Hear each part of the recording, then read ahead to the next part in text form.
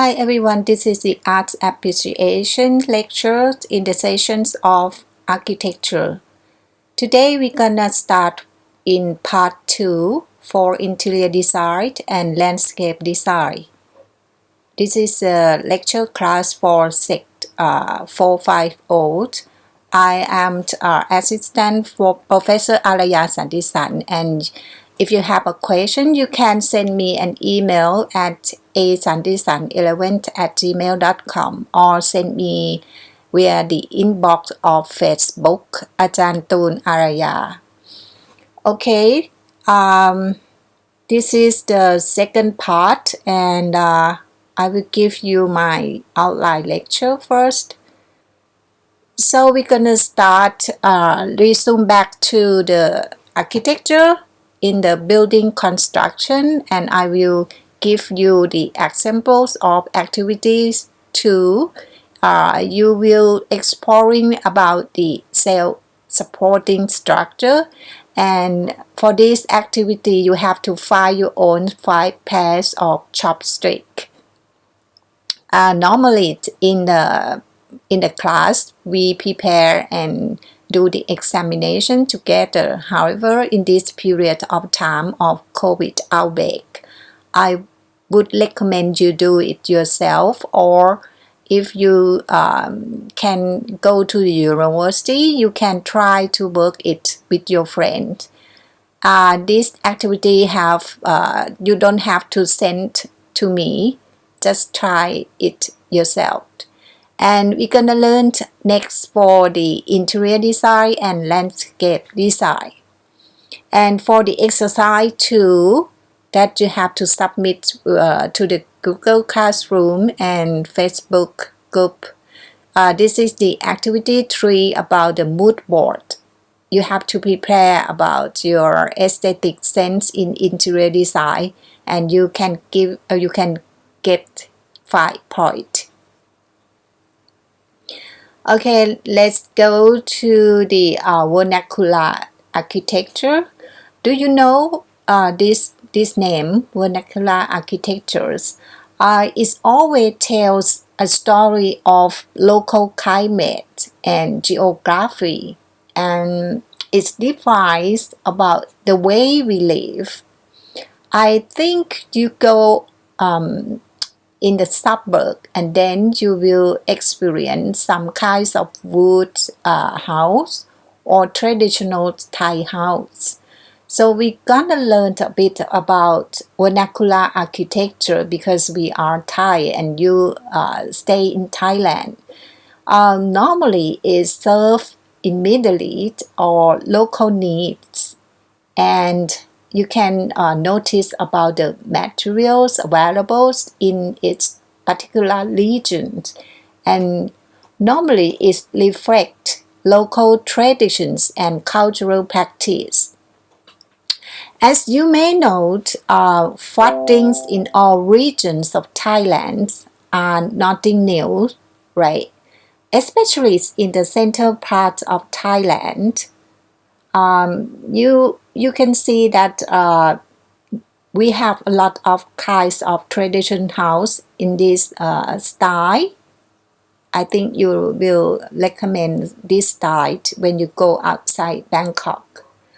Thai houses are designed and constructed, and you will get this picture that Thai houses have been built with an elevated ground floor. So you see from this picture, and this is because we have to avoid floodings. When the water comes here, the elevated floor will help protect the living space. So you see that people stay up here in a room and in a chan. So there are a lot of chan connected to each houses. And yes, you will know that not only the flood or the waters that come underneath the house, it will prevent all creatures which come with the flood as well, like snake or some kinds of animal that we don't like. Okay, so we're gonna learn a little bit about type of traditional house in Thailand. So you know this, in Thai we call เรือนเครื่องศักดิ์ So from this picture you can see that traditional Thai houses are well known for their ventilation, and Thai houses are designed to ensure both horizontal and vertical ventilation flows. Different floor level here. So you see there are a lot of different here because the rain coming here, so the lower floor collected the waters and let it fall to the ground here. Mr. Watana Bunjak, he studied about Thai traditional architecture as a resource of contemporary building design in Thailand. He indicated that the roof shape here, so very steep one, yes, shape the characters of the buildings with their elaborate structure and decoration as well. And you can see that this is the multiple roof tiles basically provide weather protection, and is also expressed about the aesthetics more than functionals. So some Thai traditional buildings have very steep roof here to prevent the rain because the rain is very heavy, especially in the center parts of Thailand, and this is more than 45 degrees. And this is also the symbolic of the prestige of Thai house buildings. And you can notice that the heavyweight materials such as brick masonry or concrete are not used in Thai house because they absorb a lot of heat, causing the house to get too warm at night. So all material here normally is what's built as wood. Okay, the next one. This is another kind of the Thai house, and we call เรือนเครื่องผูก. So เรือนเครื่องผูก is just a temporary house composing parts tied together with Latin. Do you know Latin? It's like a rope and refers to this kind of building refers to a shelter built with bamboo. I think you have experienced a lot of bamboo house in Thailand, and the floor is made with chopped wood or bamboo floor as well, and the coverings is made with polished wooden boards, and you can see that every part is just like tied together. Okay, so in Thai we call ตอกไม้ไผ่ or หวาย and sometimes เถาวัลย์ so it's a kind of plant-based rope. That's why this kind of house we found a lot in the upper part of Thailand or just the suburbs of the city. I will bring you to my research once. This is I did this research in the southern parts of Thailand to experience a lot of Thai identities of green architectures of the traditional house, or we call เรือนพื้นถิ่น. So is we talk about the Thai and Thai, you know, Thailand and Thai with no yayak. So it's about another kind of ethnic group in our region in Thailand. And in the southern parts of Thailand, there are lots of Muslim people or Islamic regions, and then you can see a lot of kinds of bird cage here. So it's like the symbols when we go to the southern parts of Thailand. What I would like to talk about is about the style and the aesthetic of vernacular architectures. It is a non-high style buildings, but you can notice that those structures not decided by professionals, not by architects. It's just the peoples in the local people only, or sometimes like the craftsmanship, and they build together. And because of the usage of the traditional building methods and local builders, vernacular buildings are considered cultural expressions. So it's kind of aboriginals, indigenous, this word, the indigenous people, or ancestor, some kinds of the rural or ethnic people. So this is a lot of architectural artifacts and lots of aesthetics that related to the natural environment. So you see from this picture, it's a sketch of the form and mass and styles. Every Thai house or traditional house in Thailand have its own style. So these kinds in the southern parts of Thailand, the architectural traditionals and vernacular architectures have provided us with numerous examples of intelligence applied to architecture. It's a shelter. We can say that it's a shelter and perfectly adapted to the climate and geographical, especially the cultures or the economy of a specific human. So from these pictures, you can see that when there is no floodings, the space here beneath the elevated floor is used as a daytime living room. Yes, it's a working room for people or the children.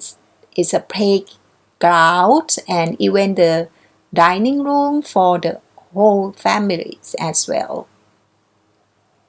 And they sleep here on the upper parts. And okay, let's see more in detail that if we look in axonometrics and see every part when we study about the house, we have to understand each part of the buildings, and these kinds of thermal developings of buildings is very decisive energy management factors in architecture. Is always considered as the climate and the locations that affects all form of the buildings. So it's defined by the sequence of walls here, wall and floors and roof. So this is the set of the boundary between the interior space here and the exterior or unheated space. So all windows here, you can see at the facade and the layer part here. So they are provide vital connections between humans and the environment in which people live in. Next, we're gonna experience bamboo's aesthetics via the bamboo structures from some houses. The first one is Ananda House. I think that you never seen these kinds of buildings in Thailand. However, you can go to the southern parts of Thailand. There are some kinds of these buildings that was built with bamboo. The stunning bamboo house for this one, built by Ilona Hardy and her team in Bali. As I think bamboo has been used as a building materials for thousands of years.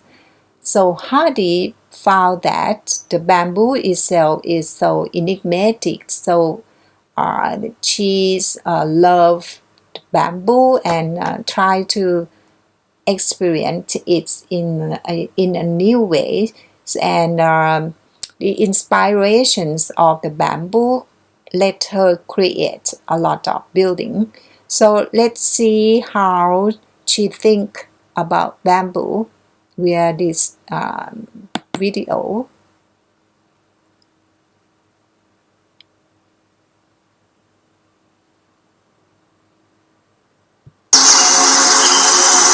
Bali connects me with the natural world in a way that makes me feel like we're one. I feel the impression of the world around me. I feel the imprint on me of every surface that I touch, and everything that I rest my eyes on, it has an impact.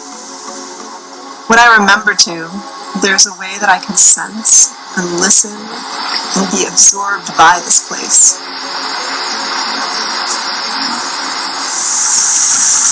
I recognize myself when I take a moment to touch a leaf or feel the edge of something that's raw and real. And as someone who creates, I feel responsible for what I make, for what I fill up the world with. What do we crave from the spaces around us? They need to protect us and shelter us, but they also adorn us. There are so many different types and species of bamboo, each with scars, their own contour, beauty, and variety. Each pole takes only 3 years to grow, and yet it can stand tall in a house for centuries.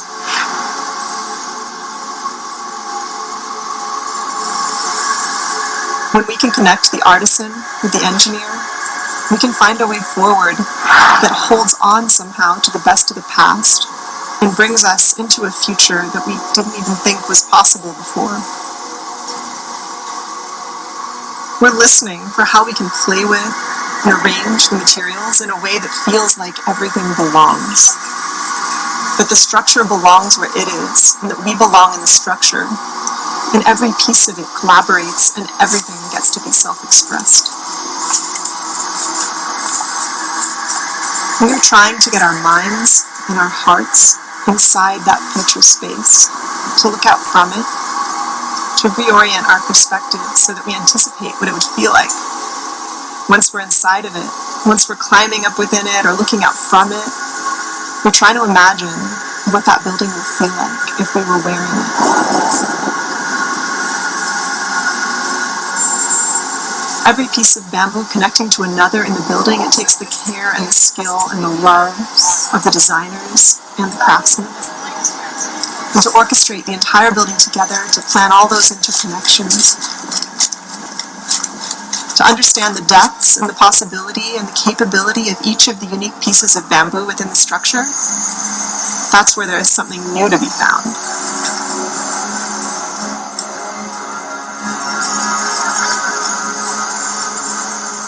When we're designing, what we're doing together is to imagine the future as we wish it could become.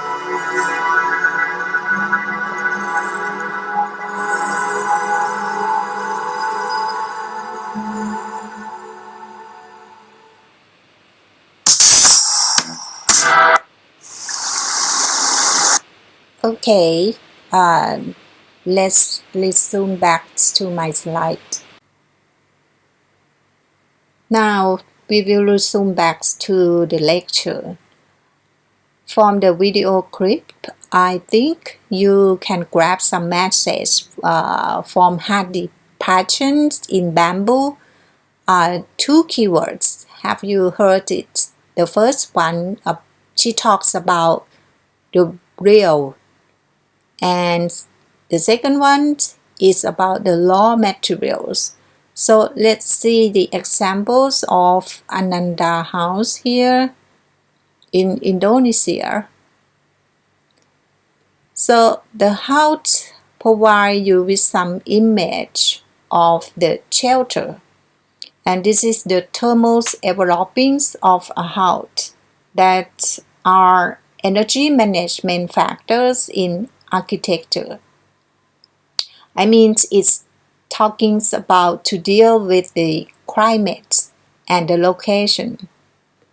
So from this picture, you can see in the layout of the building, the roof here, all roofs here look like leaves on the ground, and from the elevations of the building, you can see in the front facade, everything look like the building is hidden inside the wood. And when we go inside of the house, here you can see from this slide, the enclosure can also unfold either partially or completely, creating a usable or habitable space. The ventilation or air within the interior space here, coupled with good orientation. Okay, so lots of good scenery around the house. So everything is clear, and you see these bamboo buildings are designed to exist in harmony with the heavily forest landscape. And I read from the paper that the builder or Hardis protect the surrounding vegetation as much as possible. While they are construct the house, they built lots of balcony right there, and they cut the roof to let the trees grow up. Okay, I think this is enough for the house to make you feel about the patterns in bamboo. Let's go to the next one. This is another example of public space and a little ones of eco hotels. Penders is the designers, and they call the tea house eco hotel. Yes, this project look very fantastic, right? The design used naturals and local materials as a structural element. The focus was to create a connection which leaves no impact on the site. Yes, these case of bamboo constructions draw some inspiration as a nomadic structure.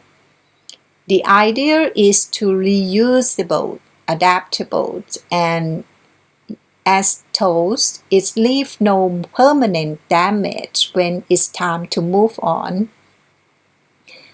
Yes, it is. This is a temporary hotel, and you can take down all elements here and move them to rebuild in another site. So it is reusable as it can go to around the world to a different location. So let's see about the systems of the bindings bamboo. So you see that they can construct in the modular system. So everything is just like you tie the stick together. So you can say that the tea house comprises interconnecting grid. I think the measurings around 5 meter, and it's all made from sticks of bamboo tied together with love. The skin here, yes, is made from grasses and lots of kinds of membranes. I don't know, but it forms a light and breathable transitions within the interior and the exterior. And yes, it's a modular system. You can see from the floor plan here. The flexible structures are used to manage with the floor plans. The grid here can be easily expanded horizontally and vertically, and multiple modulars can be placed within the framework. And the next slide. Here you can see all our modules includes of around 12 square meters, and here for the modular system, this is a single unit, and then you can connect it together. It can be double units or triple unit. So this is the kind of modular system, and it can be in many functional area. So this kind of the lobby of the hotels, and for these two units is like a presidential tent or the bedroom, the suite bedroom, and it's managed with the bathroom and the toilets as well. Okay, so this is just another example that you can learn about bamboo. Let's go and experience yourself with these activities. It's a building constructions. This is the example that you go to experience yourself. No things, you don't have to submit your work with the Google Classroom. Just go back to your home and find five pairs of chopsticks, and you can work with your friends as well. Okay, this is the kind of the arc bridge. It's made by joists of small dimensions. The ideas from these types of structures come from Leonardo da Vinci. Basically, the system works by using gravity only to hold itself together in the system of support itself. And Da Vinci invented the self-supporting bridge here sometime between around, I think, 1485. It's used as an emergency bridge for troops in the times of war in those era, and this unique design is held together by its own weight without requiring any ties or connections. And in another name, it's called the Rainbow Bridge.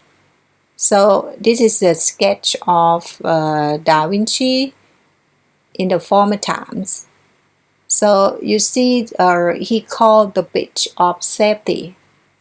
This is the original design on the picture at the left. And and you can see this is the Rainbow Bridge. It was built in China, in the city of Kaifeng. So let's experience yourself with this instruction. The instruction here show a sequence for the constructions of the bridge. You can see that there are two frames, and just insert the 5 transversal joints here at the upper ends here. So it will work well between two series of frames, and then give the arc configuration. Okay, let's start with the first one. So there are 8 pieces of sticks. So put the two in the parallel here, and the third one here. And then number 3 is quite not easy, but just look at the picture. You just put another 4 here, parallels to the first one, and then for number 4, just pick them up and put another 2 here. As I told you, it's a transversal joist, and then finish, you got your arc. Or in another way, you can make it more elaborate in the kinds of this system. So just try to create yourself, and you don't have to submit to the Facebook. This is just to experience yourself. Or if you like to share with your friend, you can post it on Facebook as well. And this is the example that we did a few years ago in the classroom, and it's really done. Okay, so you can test about the structure by put your telephone, the mobile telephone on it and take a picture. Okay, you can go back and review about the instruction later. I will go to the next sessions. We will talk about the interior design. Okay, what do you know about the interior design? What is interior design? Yes, it is the art and the process of designing the interior decorations of the rooms or the buildings. And you have interior designer, you know. He is someone who plans, researches, coordinates, and manages the projects.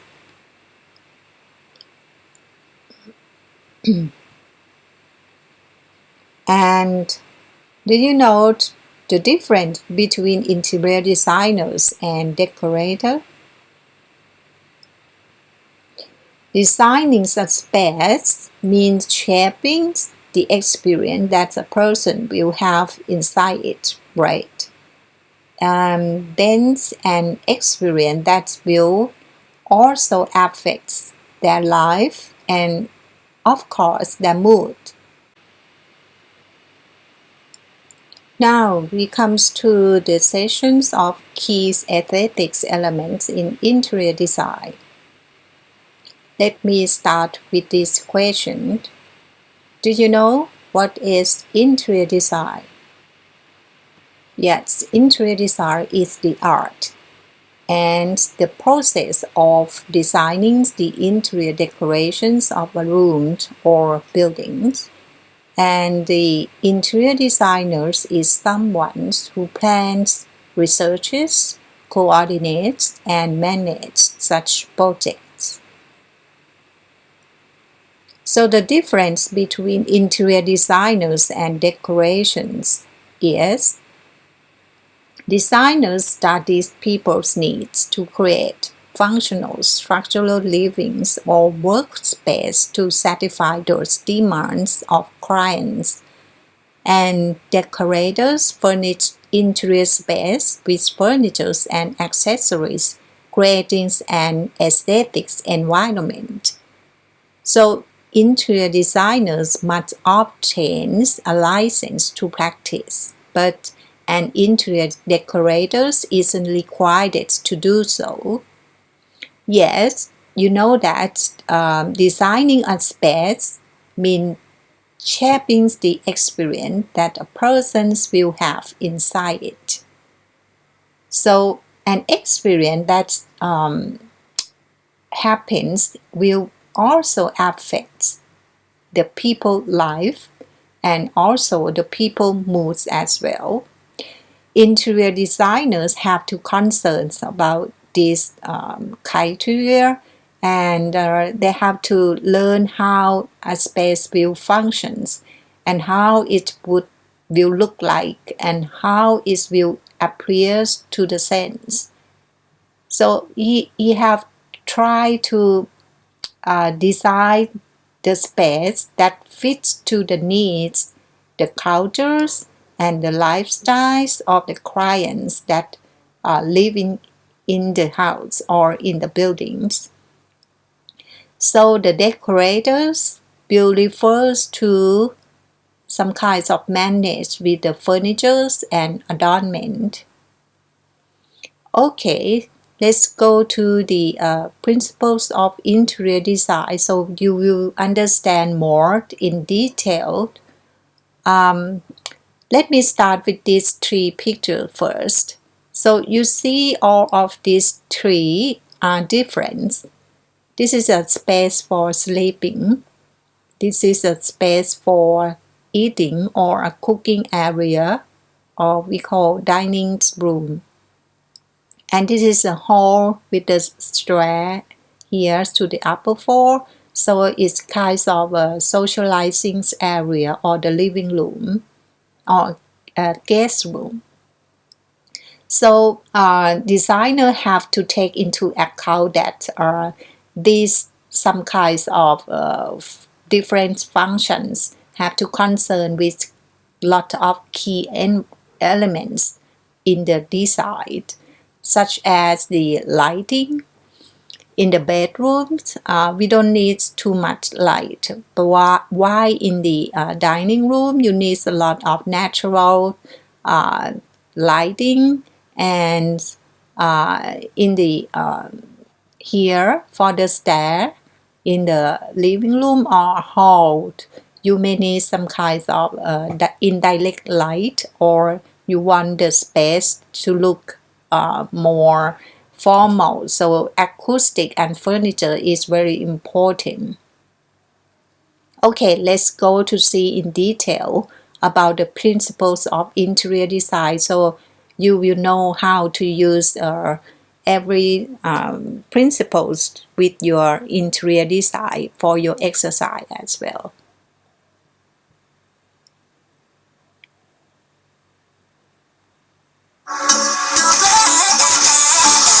ใหม่ล่าสุดกับกองกลางยูนิคแนวซาลอน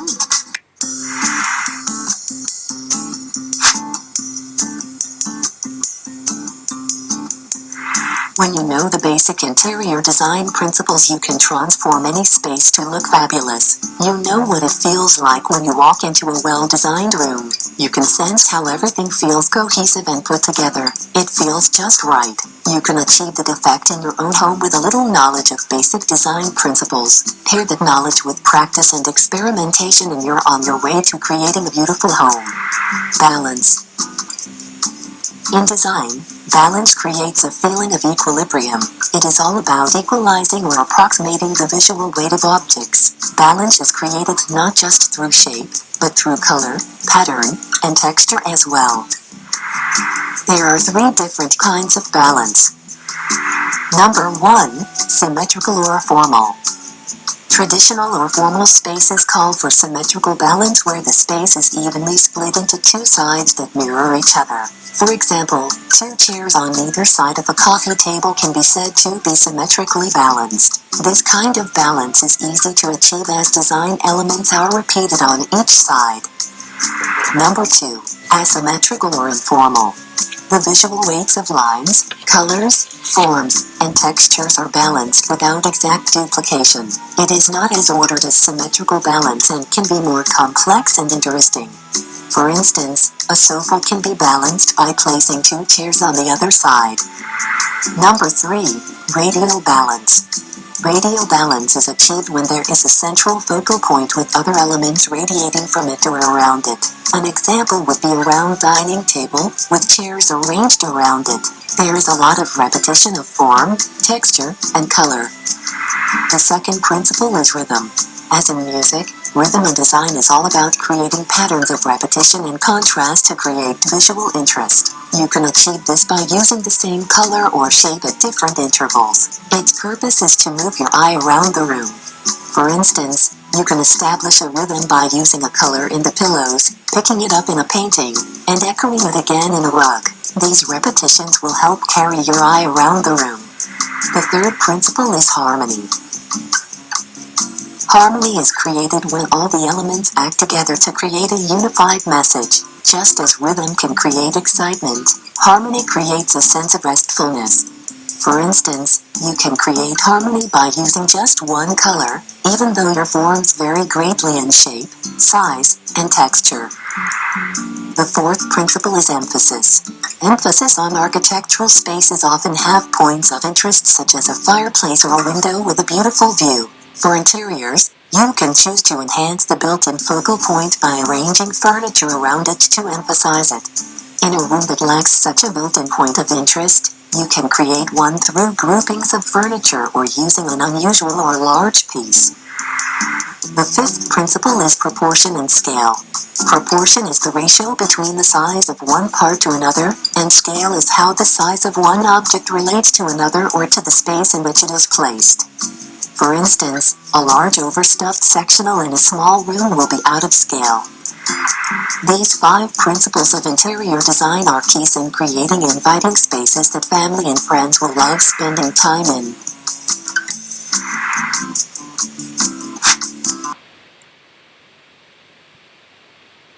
Okay, those are principles of interior design. And next, we will learn about elements of interior designs. Then you can understand how to arrange every element with the principles of design. We have here space, light, form, light, color, texture, and pattern. The first one is about space. You have learned about the space in architecture. And here, for the interior design, we also have the space which is the foundations of the interior. Space is a fundamental concept for everyone's or clients to understand, and designers have to understand because space will let them to see the pictures of the themes. When they design, they can pick up all elements in following to the needs of the clients. So we have here 2 categories of positive space and negative space as the architectural design.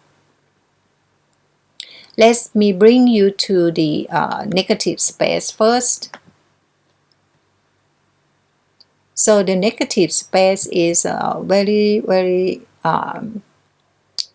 informal because we normally look at the positive space first.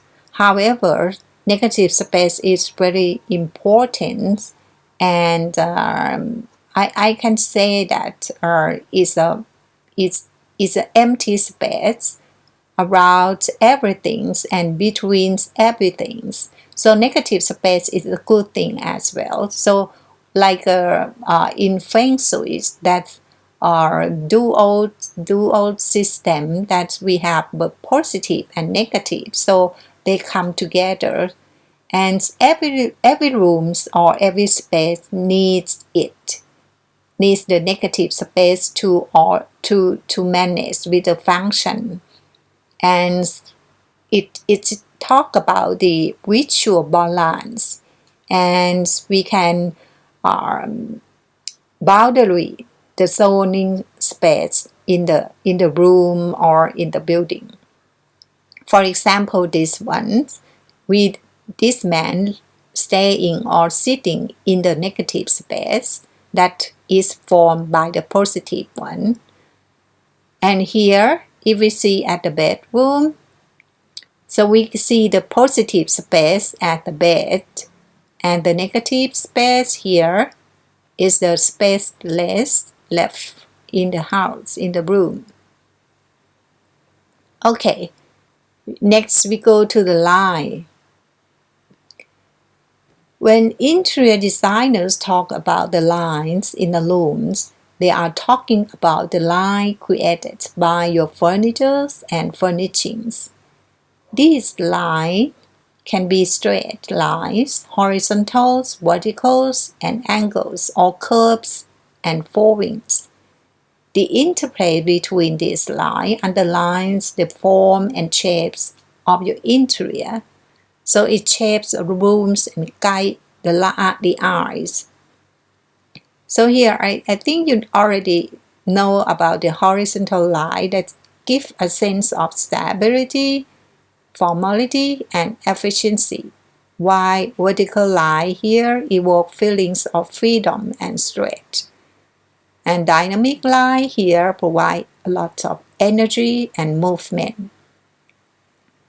So this is an examples when the interior designer use the horizontal line. So this like the lobby of the hotel that would like to focus at the place that look very formal. So space here are harmonious and balanced with the horizontal line and the vertical line with the artwork at the backs of the counter. And is some kinds of how clever that designer have to choose the art here to evoke emotions, and it's very important with the space. So it look like the color or even the structure of the leaf here is provided in the space with the wood line and the horizontal line here of the counter. So next one is a vertical line that give you like the focus point is the entrance of the elevator. It mark the area as the visual guide for people to go inside here for the elevator. So the vertical line work as the landmark. And next for the stair, so you see the dynamic line here that let you to go up and let you feel more like create some kinds of movement space. The next one is form. Form is the shape of the room. It relates to the physical form of anything that is three-dimensional. And form can usually be described as either geometric or natural. So let's see these buildings because we have learned a lot of forms. You have practiced from the activity one, and I think you already work very well. Everyone work very well. I give you lots of hands here. Yes, this is the pictures of a brand new opera house in China, and I just want to highlight about the interior that when you create the mass or the buildings in the the model, and then you understand about the space inside the building, and you can create some kinds of the fantastic interior, something like this. Okay, next one. This is an example of bamboo chair or the hand-carved furniture. So you can see that this is very elegant in design and it's handmade. I think in the future we will have some kinds of this feature of furniture that will be popular, much more popular in the future. It's a sustainable nature bamboo, and you can find it in the resort or you can use it for a living room as well. And that is the natural form. Here we come to the light. So the natural or man-made light is a critical aspect of any space. So I think you have experienced a lot about the light because it's in our everyday life. So I don't want to highlight too much, but you can learn that every designer have to understand the kinds of the light even the buff, and understand the mood tones of the space, that they can choose the indirect light or direct light or natural light. The next one is color, and this one is very easy to understand. The aesthetic experience of any given colors is very strongly influenced by its participations in combinations of two or more colors, right? In color aesthetics, I think you understand that people have their own individual colors, and designers have to understand how colors interact in more complex chromatic compositions to make peoples to fit with their individual colors. So this is the example that the green and the blue will give you some kinds of calmness mood, and in the restaurant or in the food retails, you will find that they use the red or the hot color. So this is a color wheel that I think you already understand, that I will pass it on, and just to highlight some point that when we use in the interior. So this is the blue one that gives you the calmness sense, and designer have to understand the mood and tones and the chromatics of the color. And some kinds of the red one that I have mentioned. This is the cafe and the style of the furniture that fits to the mood and tones of the visitor. Okay, the next one is texture. Texture refers to the tactile surface of an object or finishings.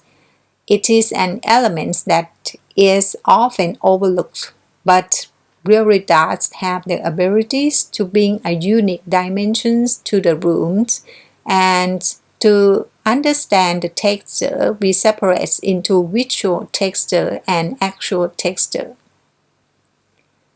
So this is the visual texture that you can only see it, and like you don't hardly to touch it. However, in the actual texture, you always touch it, like you use it at the lock, the bedroom, the clothes, or the I would say in the bedroom you have the bed sheet and the pillowcase.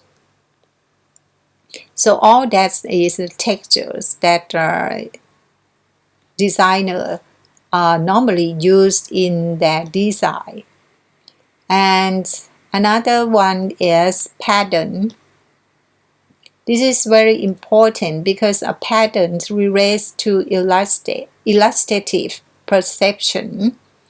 In commercial interior design, patterns is often applied using wall coverings, tiles, and in carpet, and also in other graphic elements.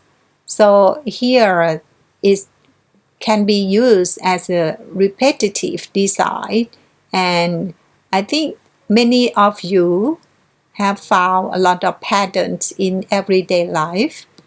For example, in this room, so you can see that they use patterns of black and white, both on the wall, in the cushions, and on the floor. So everything are connected, and both in the color, the form, the material, the texture, and just use the patterns of geometrical. Okay, next one. Okay, I just want to summarize about the details in architectural design again, that you can have these features in interior design as well, that designers have the theories of design and to understand the context, both the exterior and the interior one, and about the user who will use the space and how much space you require, and the material and the building structure that create the space inside of the building. So let's come to the interplay between the architects and interior design. This is an example of the White Ayutthaya. Have you been there? The White Ayutthaya is the buildings in the city of Ayutthaya. And this is the designer who is the architects, both architects and interior designer. His name is Dr. Bunserm Prem Thada. Here is Dr. Bunserm. He is an assistant professor at the Department of Interior Architecture at Chulalongkorn University, and he got a lot of awards from this design.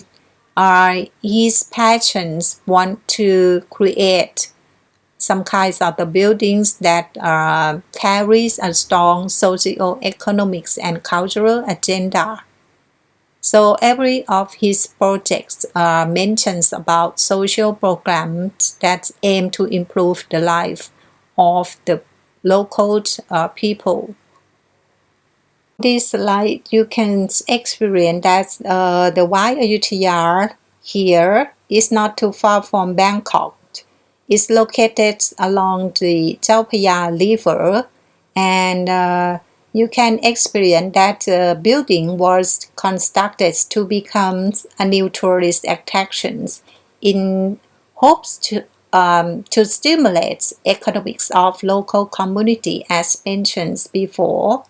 And this location is surrounded with a lot of heritage sites. Yes, this is the facade of the building. So it's kind of a single-story buildings. So you see, it's like a box in the air, like Le Corbusier theme that we have learned already. So the building blends in with the existing tees, and you see that all are designed landscape. For the size of the building is around the 9 meter in height here, about the 3 stories. And for the length here is around 11 meter. So this is the features of the steel reinforced plywood. So it's very strong. It's a kind of knockdown waffle structure system, which is visually light but very strong, and is being exposed to the design of floor, wall, and roof. So the waffle wall here works as a filter that helps cool down the interior atmosphere. Moreover, the functions is for the white cafe or the restaurant, so wine drinkers can enjoy another depth of experience to the sense of smell. Yes, it's a mixture between plywood and wine. Okay, here is the themes of the plywood. So you see that plywood is a material normally used for interior purpose as furniture structure, right? And now he used the designer Dr. Bunserm. He used the plywood as a building structure. And this had broadened the potentials and transformed the perceptions of plywood from the temporary materials to a permanent one. And from this picture, you can see the Chao Phraya River is like the square on the Le Corbusier as Villa Savoy, right? But a lot of square here. And from this picture, so you see that the exterior, the skin of the building here reflects the PVC sheets, visually softens the building, and it exploits the interior through its clearness. Yes, it's connected to the terrace that close to the river bank. Okay, let's go inside the building. So this is the plans of the building. Here you can see that interiors of the White House. So this is the white area. Is divided into 4 platforms. So they are here, the platform, that's it's a waffle structure. Each of the platform has its own height that serve as the vantage point for visitors to absorb the beautiful views of the river from different angles. So it look like the lamp in the Villa Savoy, right? Because it provide you with a different angle while you walking through the lamp. So here, Dr. Bunseum provide the spiral square here. So you see there are 5 sets of spiral stairs attached to its platforms. And the ground floor is occupied by a wide bar here and lot of seats here that are places between the staircase. So the platform and staircase are scenic viewpoints. So lots of ideas similar to Villa Savoy. I think that this is very clever of the designers that he can use the same theory in another stories. And here we have the sections of the buildings. So you see that plywood is a material that's normally used at the interior, but now it can be a building structure. And the spiral stair here has been designed not only for circulations, but fit in limited space and can serve as structural supports as well. So here the column here of the spiral stair can directly to the roof floor here. Again, here is another sections of the building. So you can experience the scale and the complements of the spiral stair here are formed into the space that allows visitors for the sense of the abstract approach. So it's kinds of art of space.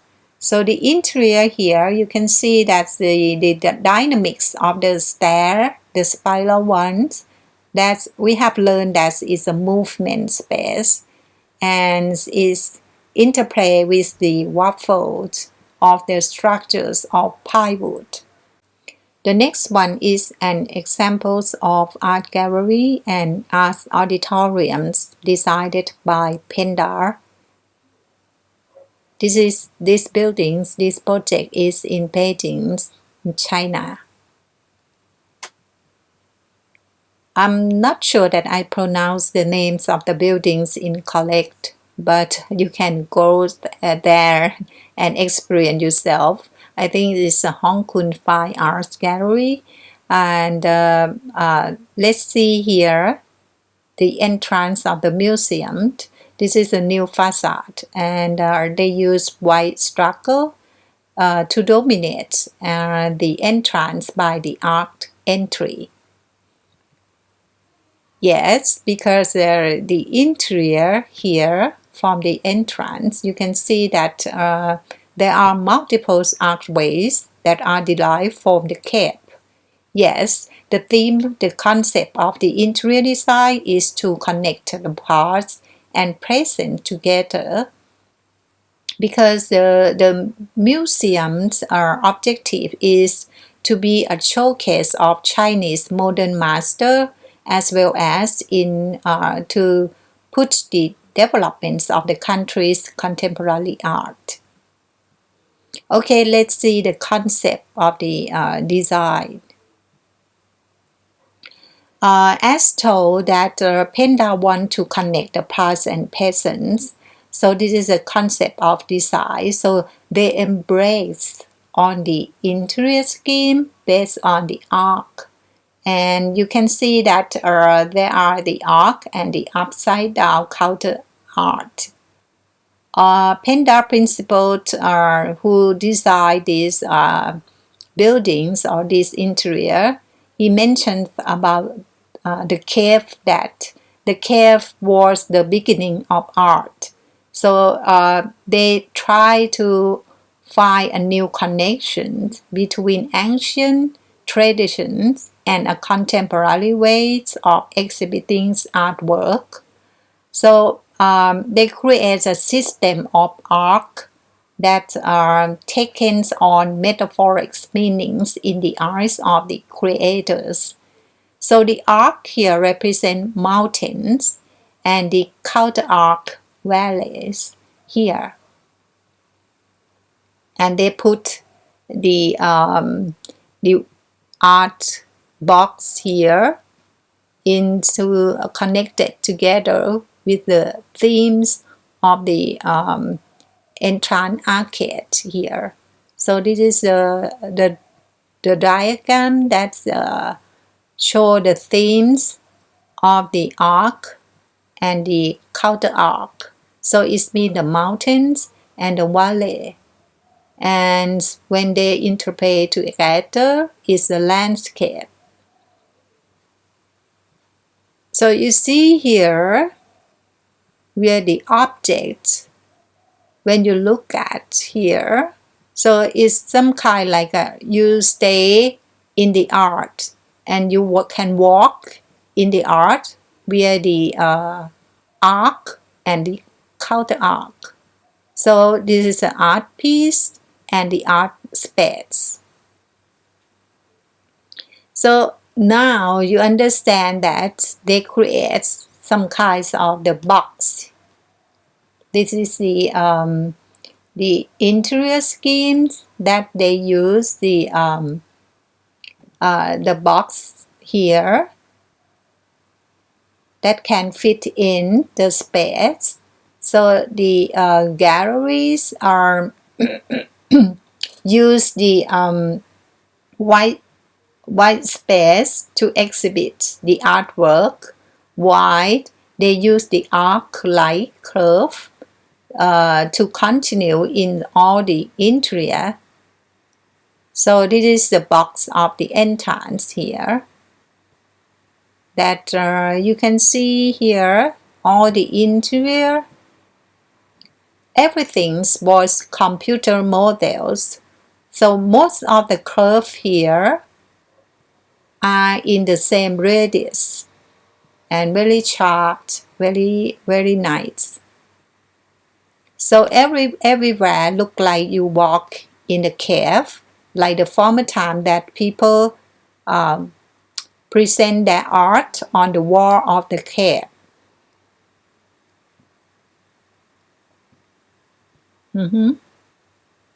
Okay, we go to the neighbor buildings.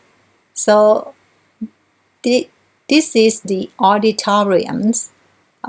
You know the auditorium? This is a meeting space that hosts lectures, readings, and have some small exhibitions.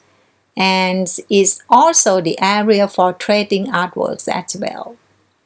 And you see, this is the entrance of the of the gallery, and these ones is the square in front of the building, and you go inside here. Yes, when we look from the interior, you can see that the facade here in the square. However, you can see that the theme here for the interior come from the theory of M.C. Escher. Do you know M.C. Escher? M.C. Escher is an artist. So when you entering inside the buildings, you will see the arc and counter arc as well that guide people into the galleries. So the theme of Escherless is a space with art that step with the step and mirrors of an art auditorium. Escher is a Dutch graphic artist, and his work features mathematics objects and operations, includes impossible objects. So you see from these pictures, he interested in placing three-dimensional subjects in the themes of optical illusions, in the themes of metamorphosis, in the themes of impossible worlds. Yes, you may learn that the stair here cannot be like this, but he kind of used his creativities to picture the repeating patterns in geometric mathematics concepts. And you can see this concept in the interior of this auditorium. So here, this is the front, the mains of the stair that you can experience from the plans. The level 1 here is the floor plans from the entrance. When you entering into the buildings, you can see the step down to the ground floor. So rather than looking at the artwork, people can experience the artworks physically to widen their imaginations. Do you understand this? So this is the artwork by the interior. So the theme is a box in a box. So Pindar insert a lively box of arc, mirrors, and steps that can host lectures and both in for meetings, and is used as a grand entrance to guide visitors to the lower floor. So you see here they insert the art box here, and this is the art box. So in the plan you see here is a wood art box. This is the the level 1, and the step here lead the visitors to the lower floor, and is work as the seat or the theater auditorium here. Very clever, right? So the wooden cube is seen from every space in the buildings and has round cutouts for visitors to peek into the main lecture space.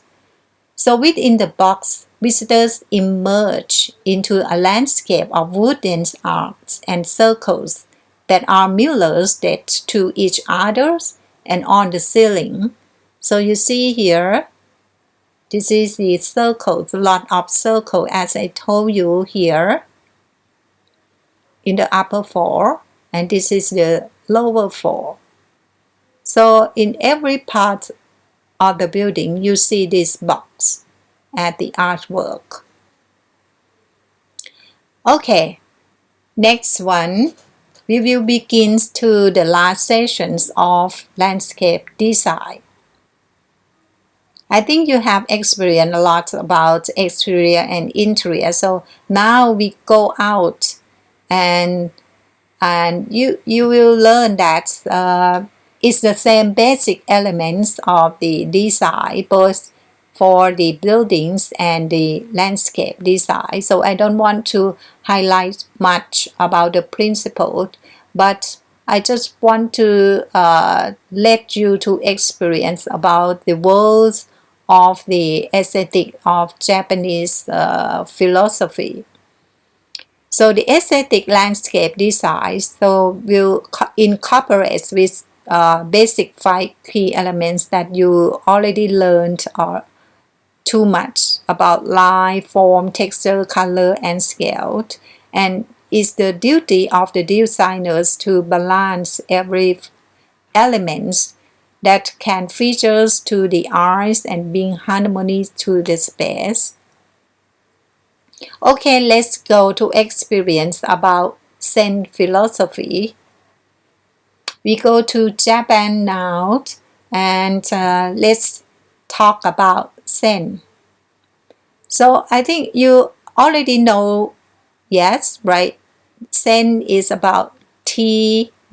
Yes, modern tea is flower arrangements and we will highlight about garden design today in Japan. And this is strong connected to the philosophy of traditional forms, offering the path of serenity. Okay, see this clip video first.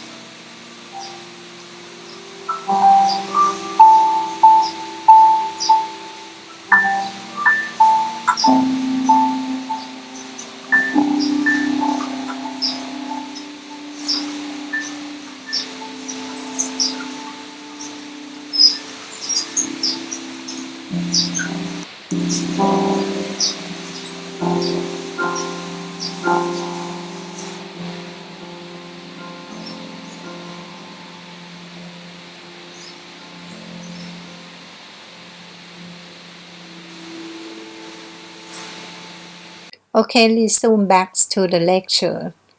I think you can find serenities in the natural look of the woodlands in the cliffs. And now we will understand more about Zen Garden in Kyoto. So the Japanese Zen gardens in those periods of times when the capitals of Kyoto was established in 794, gardens began to take a more local influence and native Japanese garden aesthetics began to form. So the main types of gardens Ken saw during those periods were palace gardens, villa gardens, and temple gardens. So this is the temple gardens, the Zen gardens of Ryoanji in Kyoto. So you can see that the features of this map is look like in Chinese way, the Feng Shui theory. So we have the pond here at the backs of the mountains and the settles of the palace. So all landscapes are designed, all gardens are designed, and they put like the theories of Zen. Okay, let's go into detail a little bit. So as you can see that Japanese aesthetics comprise of a set of ancient ideals that include wabi-sabi and yugen. And these ideals support Japanese cultures and aesthetic. Okay, so the concept of aesthetics in Japan is seen as an integral part of daily life, as here are the master D.T. Suzuki mentions about Zen, that Zen is a discipline in enlightenment. So this is in the Buddhist way, and because he was a monk. And this is the place that we call the Lock Garden. It's a Zen gardens in Ryoanji, Kyoto. And this is a place that the Smithsonian lists of 28 places to see before you die. So you have to be there. Okay, I was there already. Let's wait until COVID disappear and then 5 times to be there. And then you can experience about Japanese Zen gardens. They all are traditional gardens whose designs are accompanied by Japanese aesthetics and philosophical ideas. And most of them highlight about the natural landscape, especially the stones. They are given specific attentions to Eastern philosophy as a symbols of durations and of the omnipresence of the force of the nature. So here the words of wabi-sabi is a concept of aesthetic in Japan. So wabi-sabi are terms describing the sense of beauty. In general, they refer to simplicity, including support Japanese culture and a lot of daily life of people. You can go and experience more. I just want to highlight a little bit about the wabi-sabi themes. Is about there are 7 aesthetic principles about the wabi-sabi to create the Zen garden. So you see here the Locks garden. They design in the asymmetry way. The irregularity. So the balance system is very unique. So you see that is a green and here is a lock. And very simple, simplicity. and minimalist, so very few of objects in the garden and being natural and very symbolic and lots of freedom here, and its tranquility. Okay, you can go and experience more at the Zen Garden. Kinkakuji is a World Heritage Site, and it's also in Kyoto.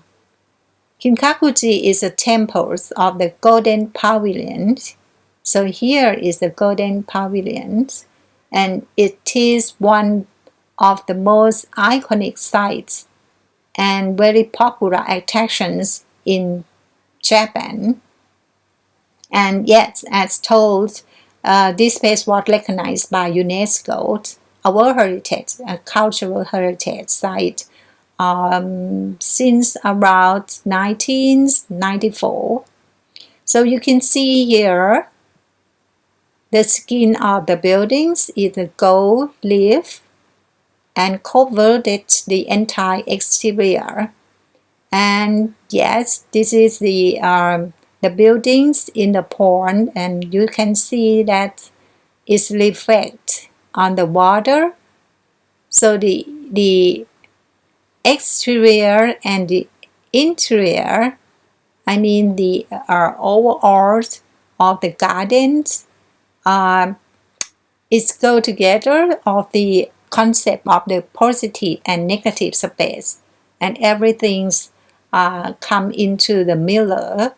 So the Zen garden is very important, like the represent of the universe, and they are designed for spiritual meditation. And even in the house, they create the garden like this. It's a lock garden, even just a small, only small area. They will know to use the principles of Feng Shui, the Chinese system as well. So in the homes, they put the landscape to achieve the harmonies and balance system, the balance of the power of the energy inside the house or inside the place as well. Okay, let's go back. I will finish scent, the way of scent, and then we will go to the modern world. Here is the case study in Thailand, designed by Chama Company Limited. This company creates a lot of interesting design, and you can experience more by just browsing to the internet. This name Chama. So Chama means the earth. They are a creative landscape architecture platform with a lot of multidisciplinary professionals, and they got a lot of awards from their design. So this one is Marihart. They got the gold award in landscape design.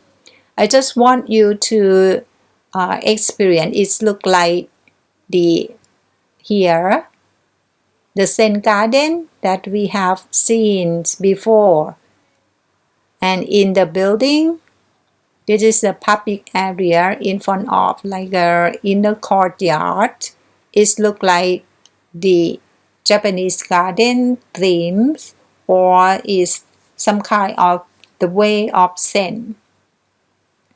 And another case, we will go to experience more about the Hotel Labyrinth at Khao Yai. They got the gold awards in landscape design as well. Okay, the first one here.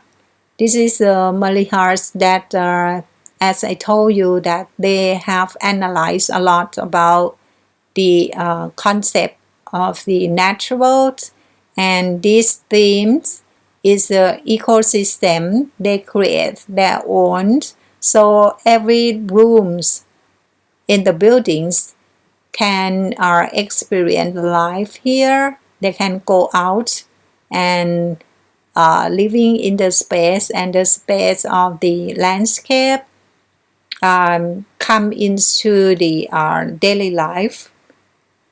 Okay, so this is the like a oasis in the big city.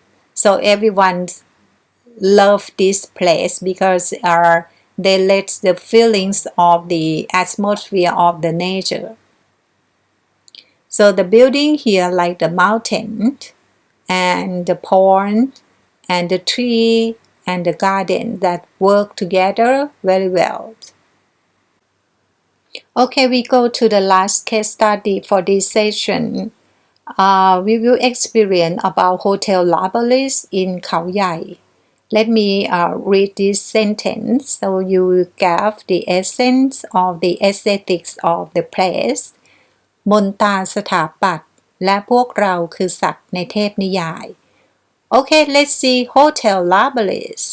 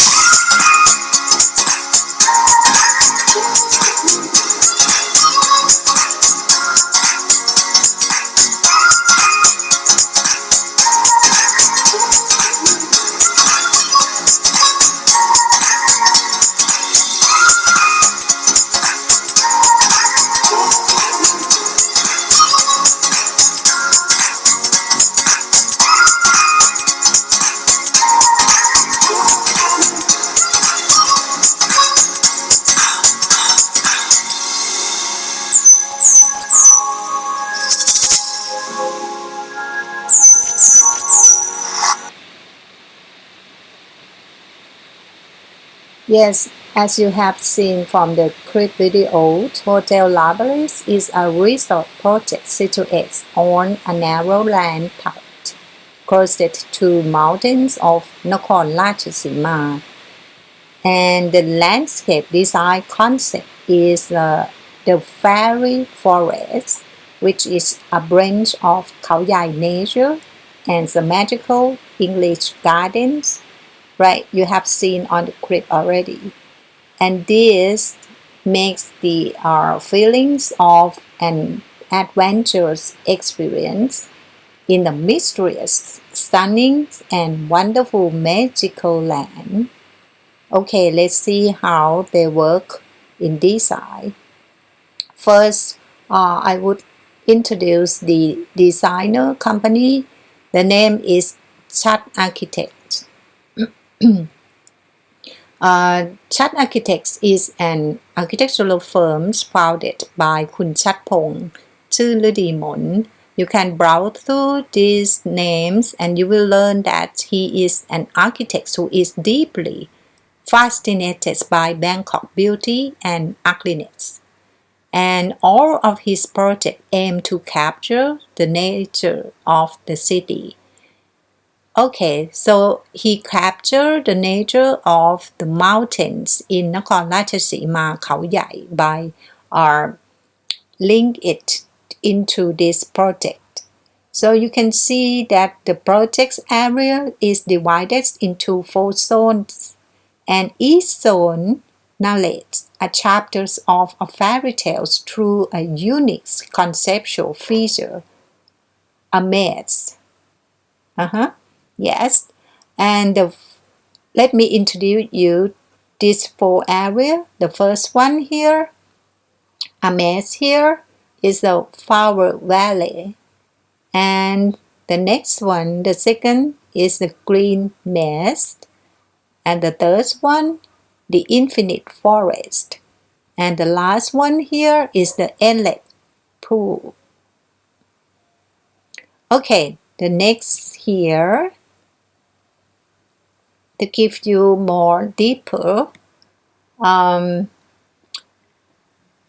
the Flower Valley zone here in front of the project. So you see that the site is a narrow one, and this is the entrance. So the Flower Valley zone consists of flowers molded maze with winding walkway going in between. So the maze here is a natural border separating the frontage zone that is open to the public, and the inner zone here reserved for resort guests. And here the second zone, the green maze that consists of a reception building, hotel building, and a green maze here. So the vegetation maze invites guests from the receptions to their rooms. They add some stories to the walkway. Visitors will feel like a journey to their castle. And in the third zone here, the infinite forest is a narrow walkway with high birch wall on both sides, cutting through the groups of villas. So the last theme on the fourth zone is a restaurant that is open to the resort guests and public customers. So the all theme here belongs to the Labyrinth de la Motion. So you can search this name and find the themes, the main themes that he used for the Hotel Labyrinth. And this is the to give you the big picture of the second zone of the hotel that we have seen on the clip. So each room has its own way of the landscape that leads to the buildings or the visitor rooms of the hotel. And here is represent like they use the landscape as the tool to express the feelings of a maze and the features of the big picture of the mountains of Nakhon Ratchasima. So the hotel project beautifully blends in with the natures of Khao Yai with the influence from the surrounding forests and mountains, and the landscape design play with the concept of the fairy forest that invite visitors to joy the wonderful natures and get adventurous in the magical lands as well. That's why we found a lot of these animals very cute. So after the COVID period, I would invite you to learn about these magical animals in the magical land. Okay, here is the last slide. I would like to sum up about all you have learned from me. This is the key factors both in the architectural design, landscape design, and interior design. The key elements of the aesthetics is the theories of design, the context, and the user and programming of area requirements, and the material and the structure. So designer or the people who deal with the project design or the real estate industry have to understand these 4 criteria, and they can create a good design that fits to the context and fits to our world. Okay, now it's your turn. It's time to talk about the activity 3, your work of the mood board, and then you will get 5 points. This work, I want you to experience about key aesthetic elements in interior design. So I want you to act as a creative professional like interior designer, and just prepare your mood board to present your idea to a client. Just prepare and select one room in your house or any plans via the internet. You can find in the interior design website. You can sketch it by your own. Okay, so the physical or digital mood boards are around it, so I'm okay with that if you work via the digital only. And what I want you to experience is to integrate the elements of interior design with the principle of interior design you have learned. So here is some element that you should grab up for the line, space, think about form, think about the light, think about color, and mix with texture and pattern. So just prepare your image and plans if you have neatly and put them on the board, and you have to layer the image on top of each other or organize it in a nice way, so when they complete cover the board you can take a picture and put it on the submit your work via the Google Classroom and post on the Facebook group as you have done for the exercise 1. And I provide you with some idea that you can grab some online platform for the picture via the Pinterest and Canva. Okay, so I hope you enjoy this work, and if you would like to see some idea, I would recommend to go to the Facebook because some of your friends have already done their work. And here is some example. You can put the plans and link the arrow to explain about your style of the furniture or the artwork, and just try to explain your idea, even the color, the texture of the material.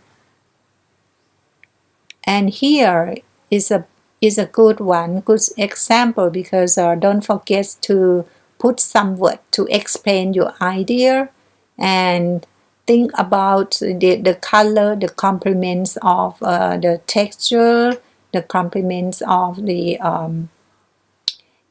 space that you want. Okay, I hope you enjoy this exercise, and okay, I will end this session now. If you like to contact me, don't forget to send me via the inbox in Facebook อาจารย์ตูนอารยา